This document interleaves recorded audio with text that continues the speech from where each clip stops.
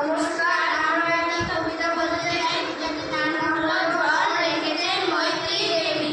ও মা, সেদিন হাটের বারে মাঠে বারে করতে গেছি খেলা। দুপুর বেলা এমন সময় এলো মেলো কথা থেকে বাতাস এলো হঠাৎ থেকে থেকে অন্ধকারে সমস্ত দিক কেমনে দিল ঢেকে। বললে ওরা ছুটে পালায় ঘর, হয়ে এসেছে ঝড়। আমার যেন লাগলো ভারী ভালো, দেখি আকাশখানা একেবারে কালো।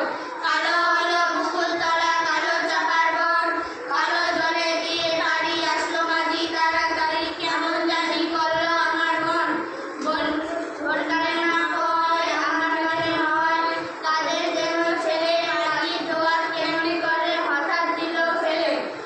যেমন করে কালি আমি তোমার মেঝের ওপর ঢালি, হাসলো কমল টর্চি মেলে ভীষণ কেমন আগুন দেবে আকাশ বারে বারে।